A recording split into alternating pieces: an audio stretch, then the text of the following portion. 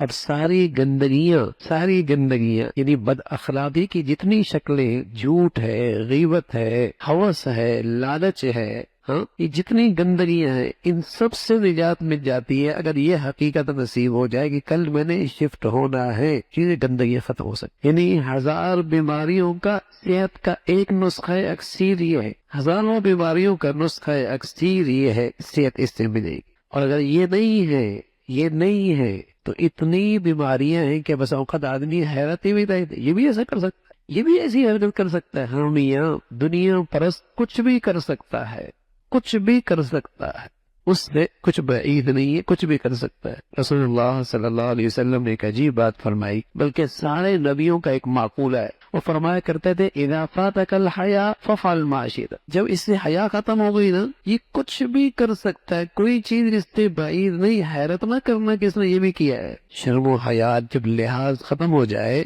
شرم و حیا لحاظ جب ختم ہو جائے، فرمایا کچھ بھی کر سکتا ہے، پھر حیرت نہ کرنا کہ اس نے یہ بھی کر لیا۔ تو سچ یہ ہے کہ یہ ایک ایسی خوبی ہے کہ اللہ رب العزت موت کا اور وہاں کے شفٹنگ کا ایسا استحضار دھیان نصیب فرما دے، ہر وقت اللہ وہاں کی توجہ نصیب فرما دے، تو اخلاق کا ہر حسن اس میں آ جائے، ہر خوبی اس میں آ جائے گی۔ اس لیے رسول اللہ صلی اللہ علیہ وسلم فرمایا کرتے تھے کہ حب الدنیا رأس کل خطیئہ، ہر برائی کی جڑ، ہر گندگی کی جڑ، ہر بد اخلاقی کی جڑ کیا ہے؟ دنیا پرست، حب الدنیا رأس کل خطیئہ، ہر گندگی کی جڑ، اور ہر خوبی اور حسن کس سے آتا ہے؟ آخرت کی سچی فکر، آخرت کی سچی فکر۔ اللہ رب العزت بھائی ہمیں بھی یہ ہدایت کا نور نصیب فرما دے، اور یہاں سے زیادہ وہاں کی توجہ اور فکر اللہ ہمیں نصیب فرما دے۔ سوشل میڈیا پر سب سے قدیم اور سب سے ریلائبل برانڈ